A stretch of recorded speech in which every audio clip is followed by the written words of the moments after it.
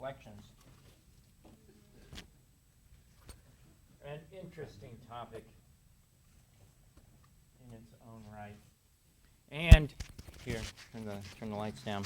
As you can see in this beautiful slide taken by our very own Ryan personally with his own camera, standing, where were you standing? Opposite St. Paul's. In the Tate Modern, hanging out a window to get this picture of what you will recognize as the infamous Millennium Bridge.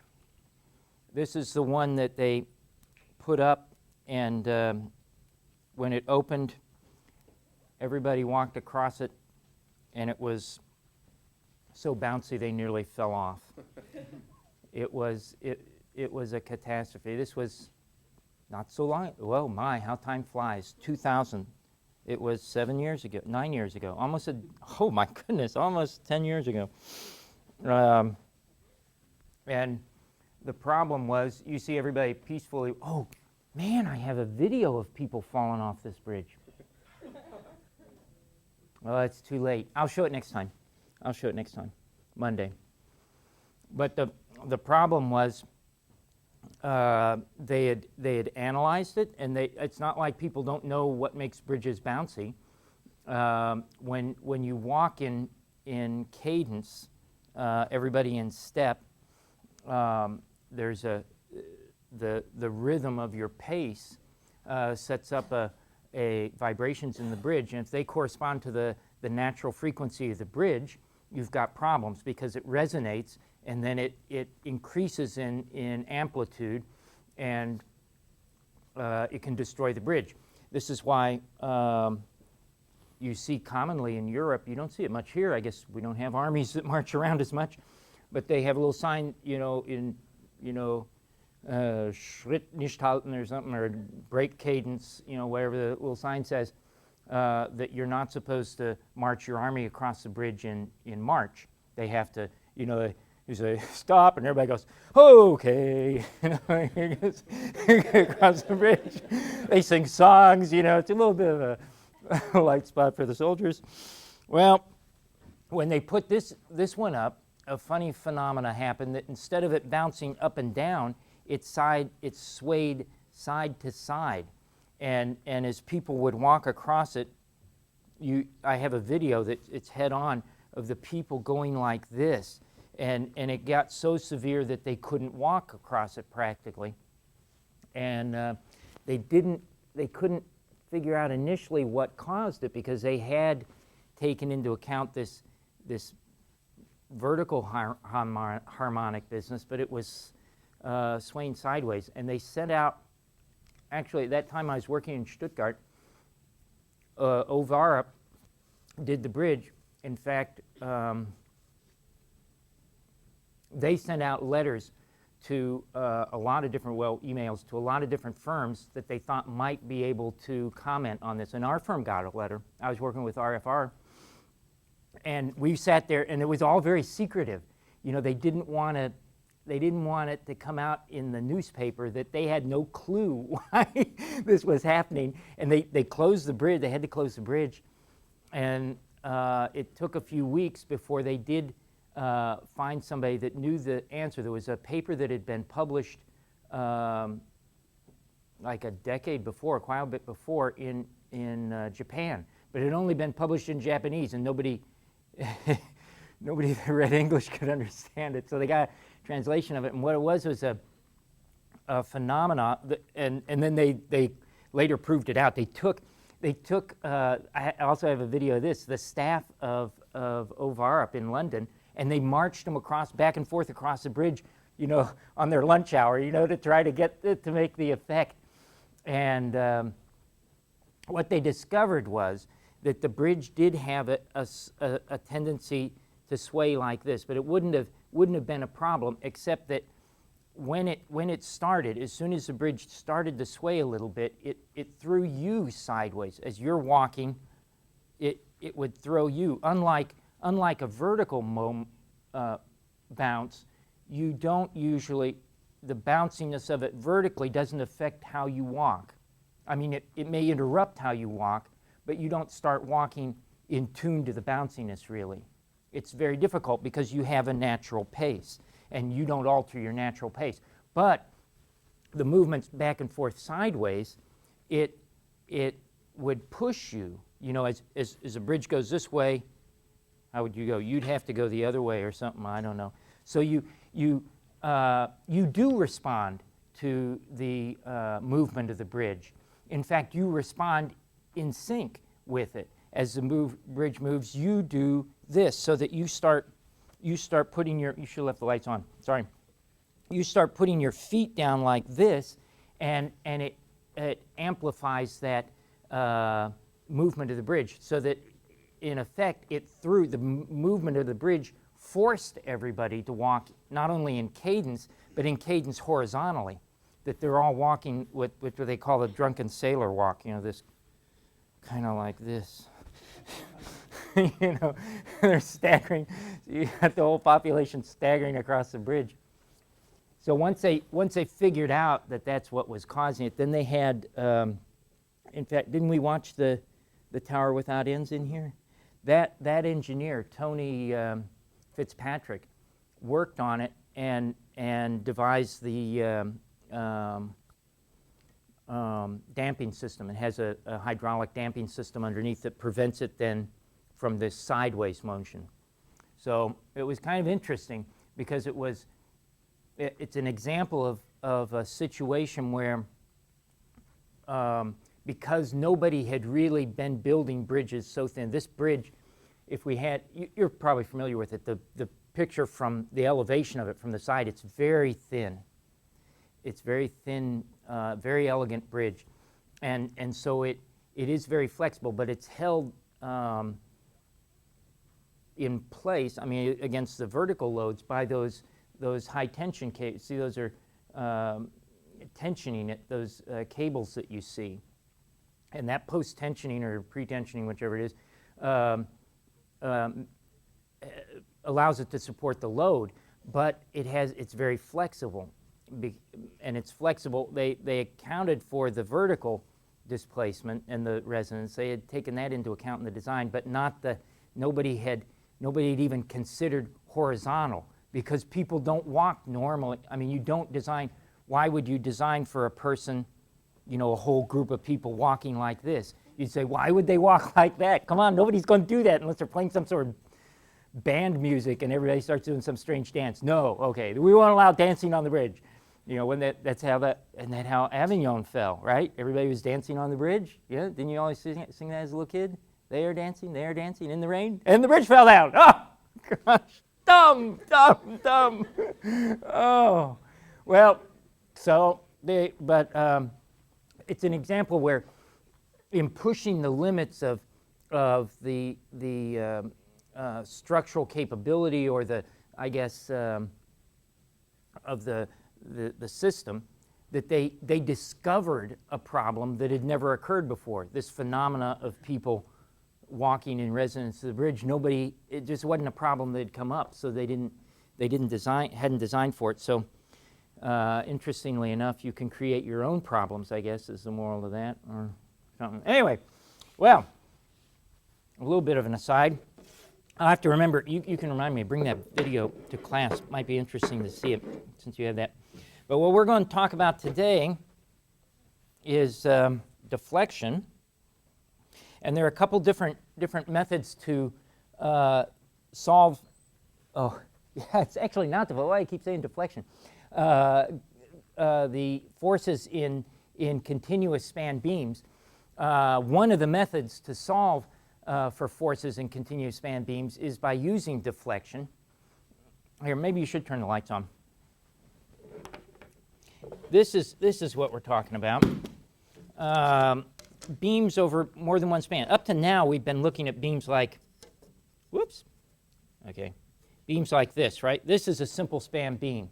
And you know you could take this beam and draw a shear and moment diagram of it with your eyes closed, probably, right? For different loadings, asymmetric, everything, you can do this. Now, if I put a third support in there, Now it's a little different. And the reason it's different, when we were doing these, we had 1, 2, maybe that one's 0, but it counts, 3 reactions. So 3 reactions, and we've got, or 3 unknowns, and we've got how many equations to solve them? Summation of forces vertically, summation, 3. Good job. Where are the rest of you? And summation of moments. So you got 3 equations. You may not use them all because one of the forces you may know is 0, but in order to solve a statically determinate system, you've only got 3 equations of statics. That's it. These equals 0. That's all you have. So if it's going to be statically determinate, meaning solvable by statics, and we went through this with trusses, didn't we? Long ago. Seems like you've got to have no more than 3 reactions. 1, 2, 3. If I put in a 4th reaction, this is number 4. Whoa! Then you've got problems. You can't solve it with these. If we tried to sum moments about this point, we'd have 2 unknowns. If I solve moments about here, I've got 2 more. I've got two equations with 2 unknowns. No, I still can't solve it though, can I? No, I can't. I can sum it here. I get 2 more oh wait, yeah, because I had okay. That sounded funny. If I sum moments here, I'd have these 2 unknowns. If I sum moments here, I've got these 2 unknowns. They're not the same unknowns, right? So I'd have 2 equations with 3 different unknowns. If you'd think, well, maybe I could solve it here. Whoa, but wait a minute. What about summing moments here? Well, the moments aren't 0 there. So then if I tried to sum moments at that point, internally there's a moment there. Anyway, you can't come to a solution. You can go around chasing your tail, but it's not going to come with just those. You only have 3 equations that you can play with, really, and you've got 4 unknowns, potentially. So it's not going to come. But that doesn't mean it's insolvable. It doesn't mean you can't come up with an answer. I mean, what if you built this system? What if you had a little bridge like this, and you say, okay, there it is. Now put a little bit of load on it. And I wonder how much this thing in the middle, well, it carries something. This reaction in here it is. It's doing something. It's just that you can't figure it out, but it's not like it changes every day. Well, today's Tuesday. No, Wednesday. I thought today was Tuesday. Man, did I have a panic when I got out of bed this morning. Jumped out of bed. Oh my gosh, it's Tuesday! And I've been sleeping because I have an appointment on Tuesday morning. So I run into the bathroom and I'm coming back and my wife's saying, what on earth are you doing? I go, it's Tuesday. No, yeah, I thought it was Tuesday next week. Yeah, I thought it was Tuesday next week. I totally slept through the weekend. And the whole day, Monday, was gone. What happened? It was some sort of dream. It was what I had for dinner last night, actually. Okay, well, concentrate. So how do you can find that thing? And there are a couple different methods, but it involves bringing another equation to bear. This method, the equation that you bring to bear is based on the deflection at this point. That brings the 4th equation. There's another method that we'll look at if we don't diddle around too long here, based on slopes. That brings in the equation of the slope. In fact, you could even have different equations of slopes. There are other methods that you can use to solve for. This is an indeterminate system, but they always involve bringing extra information in. Usually, you have to know. This is one instance where you don't actually have to know the stiffness of the beam, but usually you have to know additional information. Like if you're going to figure slopes, you've got to know what it's made out of. You've got to know the EI. So you have to have that additional stiffness information to be able to solve it. But the way this deflection method works, okay, it's based, this is an indeterminate beam. Oh, yeah, we could say a few more things about indeterminate beams, too. Look at this. Okay, let's compare. This must be shorter. Let's compare a two simple beams. If I made this span, pretend this is a bridge, okay? And two simple beams, and the way their behavior is different from the continuous beam. Okay, if I had two simple beams and I put a load over here, nothing happens, right? Nothing happens. We could do all sorts of things. We could break it. This one's fine. Nothing happens. So they're totally independent. I could, all right. They're totally independent. They're just two simple beams. But as soon as you make them continuous, this is one continuous piece across here, then the behavior of the whole beam is affected. If I do this, whoa! Oh my goodness. So this has got to be held down there. Or if I put a, whoa, so it even makes it go up. If I do, you can imagine different scenarios. If this fell, it would affect the whole span. If I move this, it's affecting that. See, oh. So what you do affects it. Also, this is kind of interesting. Look at the curvature here. If I held, okay, stay there. We'll hold this. Say something happened to this reaction. It went either up or down. It's a little bit hard to see. Look at this span over here. I mean, this is curving. It may be a little bit difficult to tell. Maybe I'm not holding it well enough. Oh, well. But there's a curve here. It's curving. In fact, it's curving down here, right? Can you pretend you see that? Good. If you do it the same trick with this, and I do that, not only does nothing happen over there, but this doesn't bend. There's no bending in it. It just moves up and down, right? So if there's no bending, there's no curve, there's no moment. So in a simple span system, I can move the supports. I mean, maybe not deliberately. What if maybe they'd sink? I don't know why they'd go up. Okay, I can't make it go down. Okay, they can move up and down, but it doesn't put stress into this, right? There's really no change, very little change in the forces. It just moves up and down. Whereas with this one, there is a moving. The reaction does put a bending moment in it, right? It does change the internal forces. So that's kind of interesting. Man, what else is interesting about them? I don't know. So in terms of solving indeterminate systems, this is kind of a neat trick. I'll demonstrate it first with this. What you do is you have a system that's all together like this, and you're going to break it into parts and then solve it by parts and add it all back together. This is just superposition. You can imagine, we've done other superposition things, right? If I had a beam that was maybe loaded like this, that would be equivalent to a beam that had that load on it plus a beam that had then the point load on it. That's superposition. So I can take a complete system, break it into pieces, add it together, and it's the same as the total. So it might be easier for me to solve this, and this, rather than solving it all together, and I can add it up. Well, I can also break this system into pieces. And the way you do it is you imagine it without this as the first piece. So there's one piece as a simple span like that with the load on it.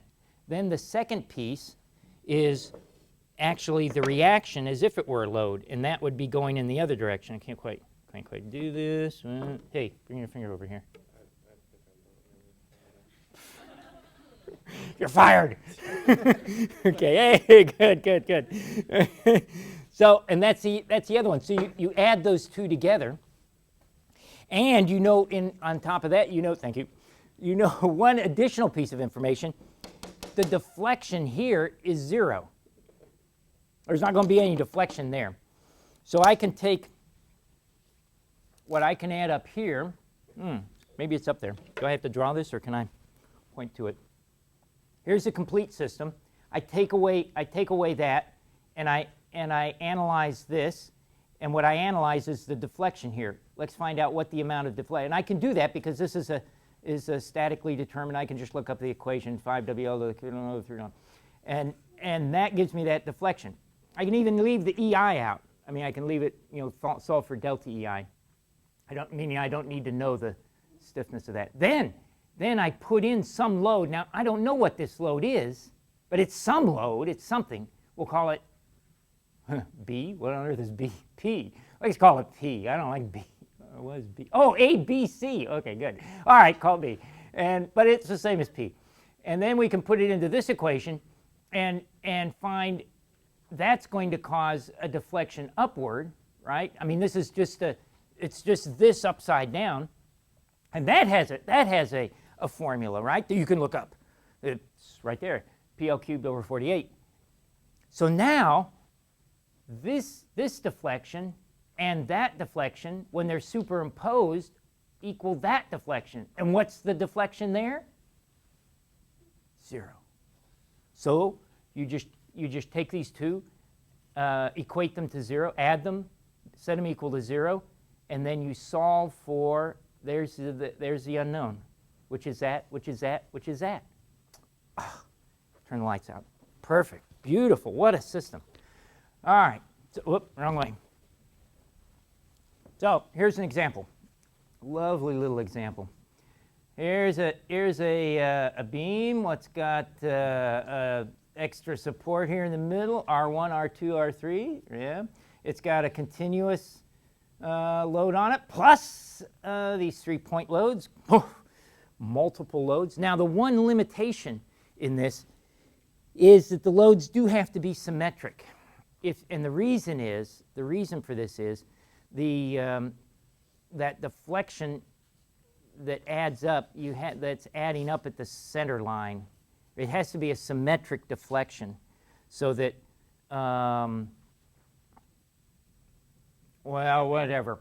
If I didn't have these two loads, I just had this, then the maximum, this deflection period would shift over here, and I don't think it works. At any rate, it has to be symmetric, so that those deflections add up on the center line.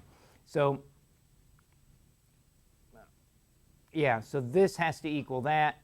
The loads have to be symmetric. The entire beam is symmetric. But that's actually a pretty common case, probably. It's not that unusual. Anyway, so we've got, here's a diagram with the loads, right? There's the deflection due to the loads. It's got that load on it, these 3-point loads. Here's the deflection due to the support in the opposite direction, right? Some sort of, these guys holding it down, equal to half of whatever this is, I suppose. And that's a deflection due to that. So you take the deflection from the loads plus the deflection from this reaction here and equate them. They're equal to 0. And then if you want to put numbers to it, which is always interesting, there's that. So here's the deflection for the distributed load, 5WL to the 4th over 3A4EI. Here's this is right out of the back of the book.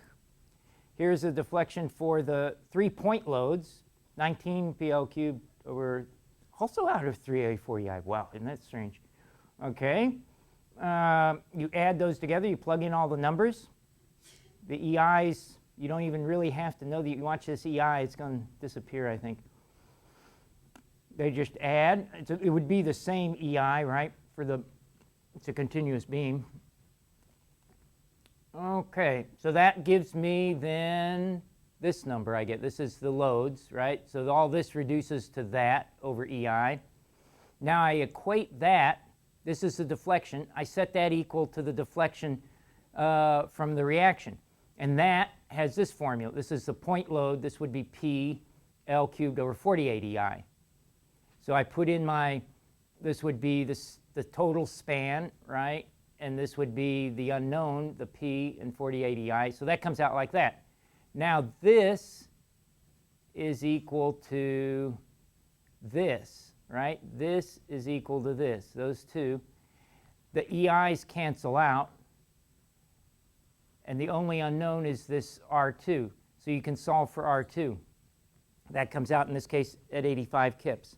That then, that's that middle reaction. That's the reaction. Now with that, you can figure, now it's no longer statically indeterminate. Now you've got, this is not an unknown anymore. Now you've got whatever it is, 85 or 4 or 3, 5, yeah, okay. So with that, here are the loads. These must be the loads.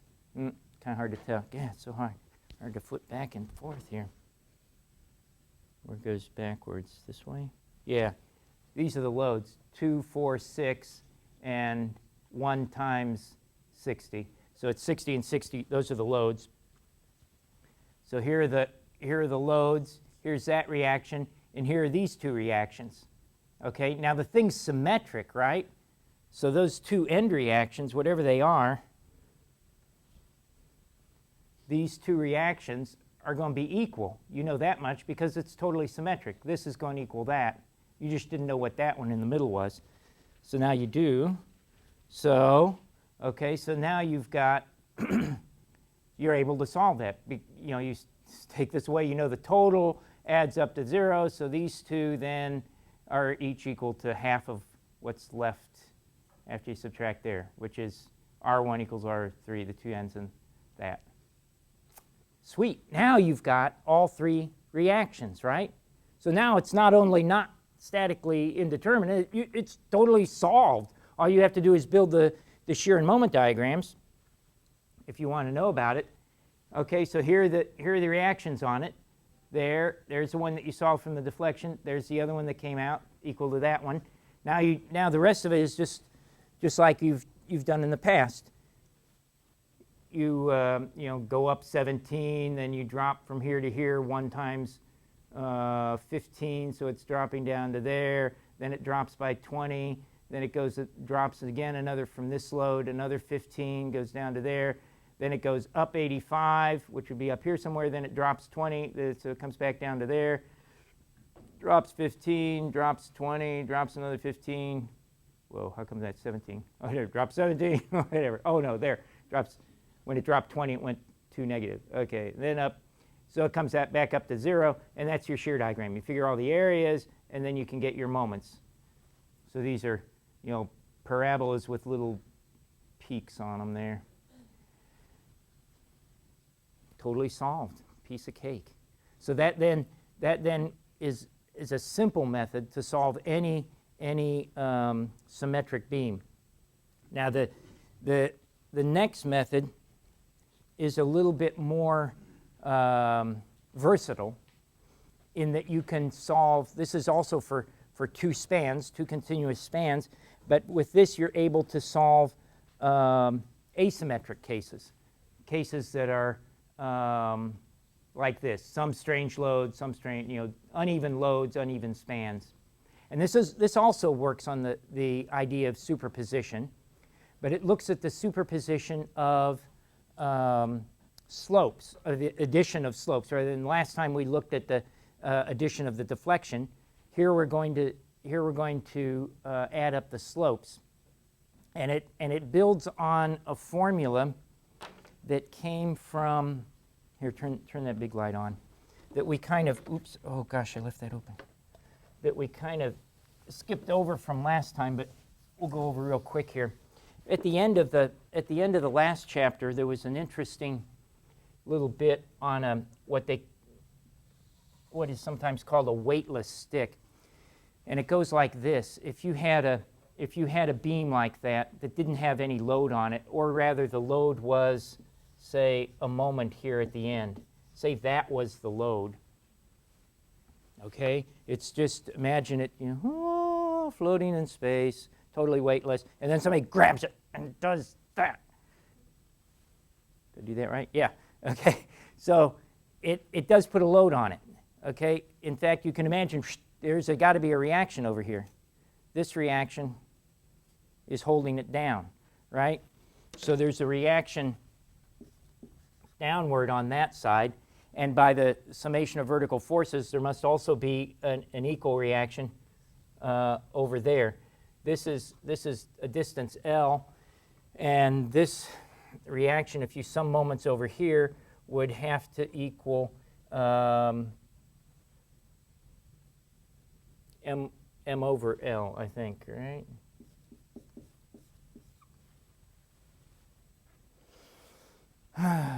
This would be the moment. This is the reaction then.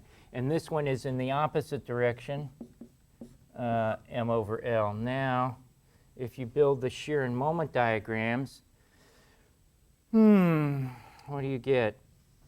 Well, this is, let's think about what this thing's doing. This is going like that.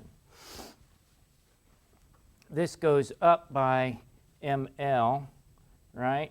Across, there's no other load in here, and back down. So this is your shear diagram, and this is ML, that value there. This is 0. Okay, the moment diagram then, what the heck's that going to do? Well, the moment here is M, and the moment here is 0. There's no, that's pinned. So the moment goes from M to 0. This is, and this area would be ML times L. So this area is M, right? So what have I got? I've got a negative moment on it. So if I draw it correctly, sorry, that was supposed to be linear. It would look like that. Okay, so this is 0. This is M. And that's then the moment diagram. Now, if I go further, what's the slope diagram?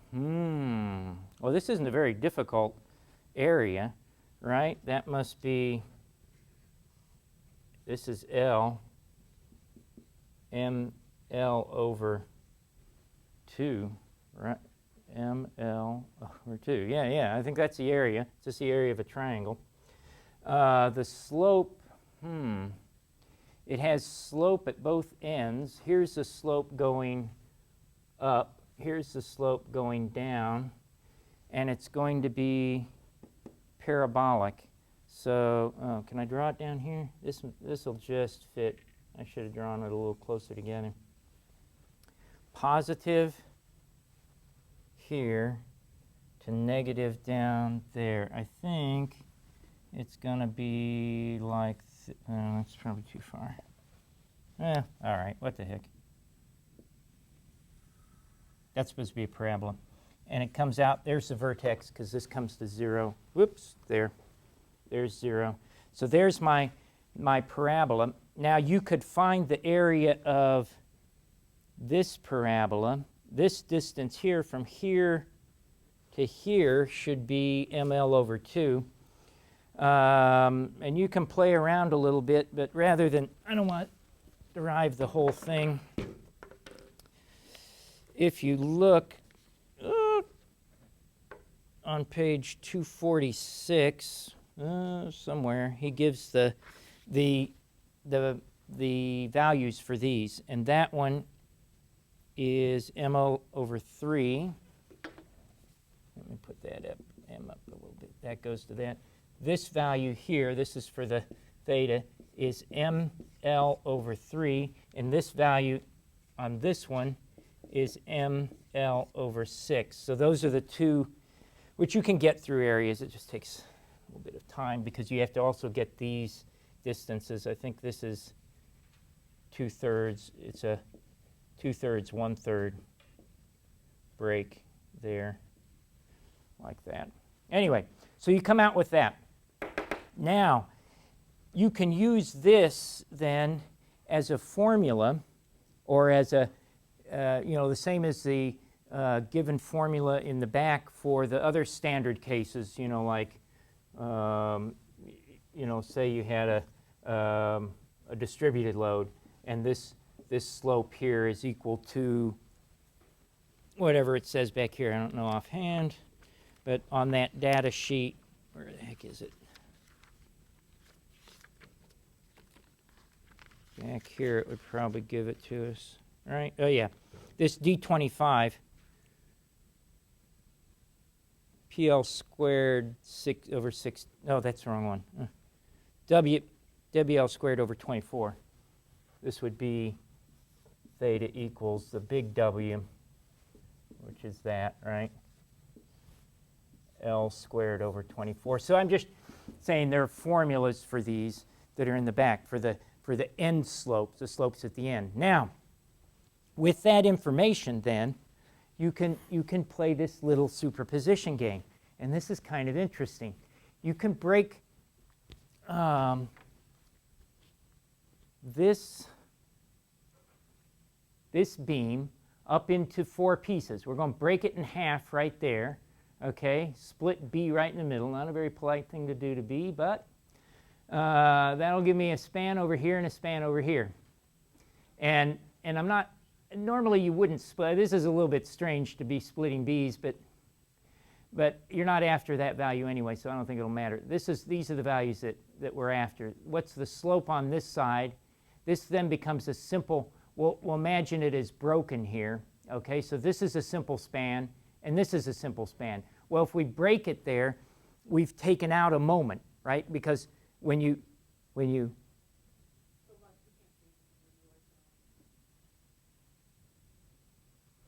what can't you see? Yes. Yes. Oh, you can't see anything up here. Well, that stinks. All right, turn off the lights. Good grief. All right. All right, wait a minute. Okay, so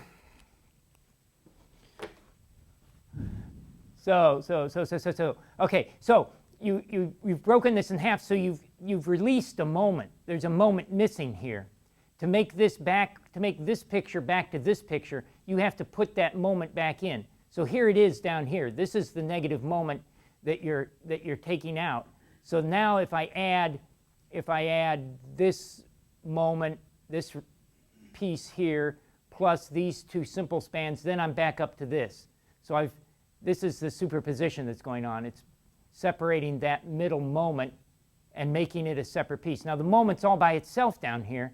The loads are up here. There are the loads, and here's the moment by itself. That means the moment is this weightless stick scenario. So now you've got this moment causing a slope. It's the same moment over here, causes a slope in this direction. The slopes aren't necessarily the same because you've got different spans going on here. But there would be ml over 3. It's that, the formula that's next to the moment, that ml over 3, depending on your L. Now, you don't know what that slope is, but at that point, there is only one slope. I mean, this may be, when it's all together, it may be dipping down, and then it goes up, and then it goes down, or maybe it goes up and down and over here. But whatever it does, I mean, it may be sloping this way, or it may be sloping that way, depending on the load level here. But it's only one slope. I mean, there is only one spot on the beam there. That B is just one spot. So whether it's doing this or whether it's doing that, that spot has just one slope. There is a slope for that spot. So if I find the slope on this side, if I look at this side of the diagrams and I add this and I add that, and I compare it to this side, I add this and I add that, they've got to be equal because they're the same. They're the same slope. It is one point there. So here, turn the lights back on there for a second. So let's see, if I did that, I hope his signs work. That one up there, the EI1 is a negative slope. So I've got, what I'm going to add is EI theta 1, and below it I've got this ML1 is positive plus ML1 over 3. That slope, that's the one slope, is equal to it on the other side, which is that EI theta 2 plus, whoops, wait a minute, this one's a negative. That one's going downward. Oh, see, oh no! The top one there is up. This one's down. This one's down. Okay, this one's up. No, this one's down. The one below it is up. Oh, yeah. Okay. Oh, that was right. Positive. Okay. ML2 over 3. All right, so you got that. Those are, you don't know what they add up to, but you know they're equal. You can equate them. Now, if you just bring these things to the same side, this is the EI theta 1 plus EI theta 2. Actually, you could, I guess, pull out the EI there. Do we do that? No, he leaves it in there. That's kind of crazy. And this, on this side, we'll bring the MLs over there. So this would be ML 2 over 3 plus this one, because it's negative, it'll go to the other side, ML 1 plus over 3. So now what we want to solve for is this M. We could factor it out here. This could be M L1 plus L2 over 3, right? Then solve for that. So I take this, flip it, bring it over here, and we'd have the EI, well, okay, I guess I see why he does that, leaves them together. Theta 1 plus EI theta 2 times 3, that would be in brackets times 3 over the L's, right? L1 plus L2. And all this then is equal to the moment.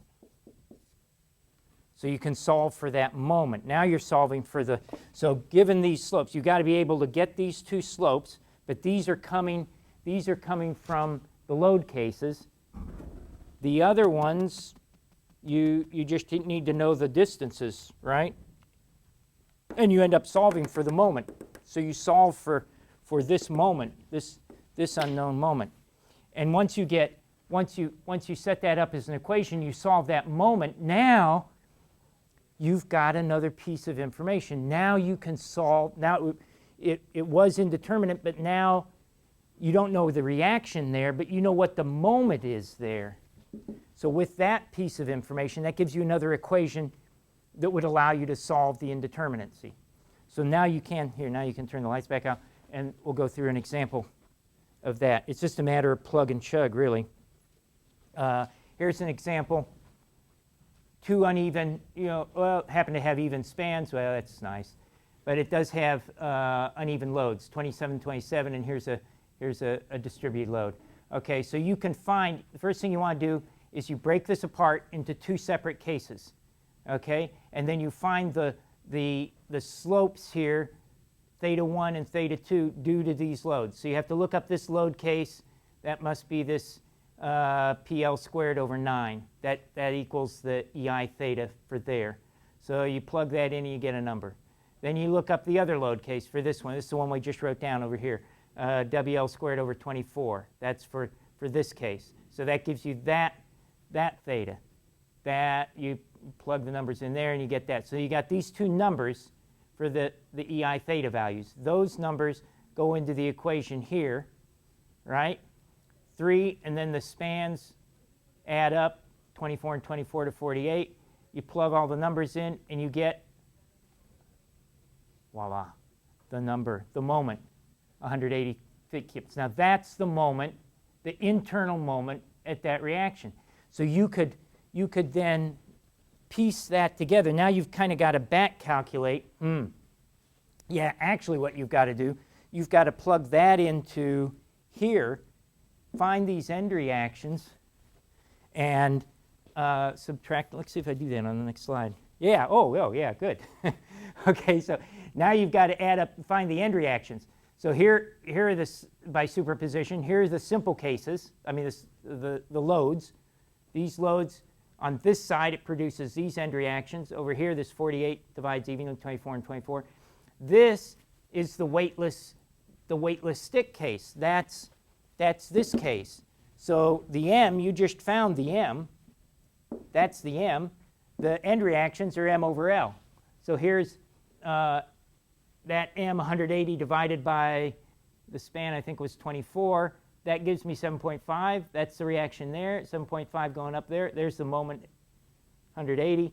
On this side, they amazingly, because the span's the same, come out the same. It's 180 and the span's still 24. So these numbers are all the same. You just make sure you get the arrows right. This is important because one goes up, the other goes down. This is a negative moment. It's going like this.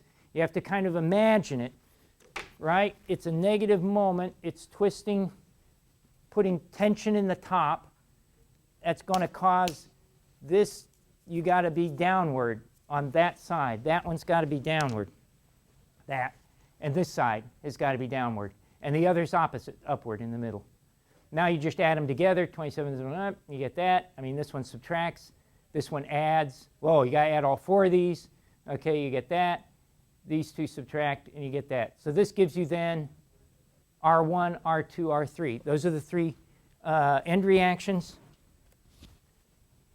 They plug in here, right? You've got the loads, and then it's just back to basics. You just go through and plug and chug, coming up 19 up, across, 27 down, and you build the shear and moment diagrams like you always do. Figure the areas. You know this, actually, interestingly enough, you already know that piece of information. So, but once you have all the reactions, it's kind of a double check that you hit that, I guess, because you could construct this, and you should come from the areas. You should come back out there and hit that 180 that you already calculated. So all of this is just a method to solve this indeterminate case, this continuous beam. So now you could go ahead and design it. You know what the moment diagrams look like. Without this method, you couldn't have constructed that moment diagram. You wouldn't have known what the moments were, and you couldn't have. I can't design it, but now you can. Don't you feel empowered? Go out and solve beams. Okay.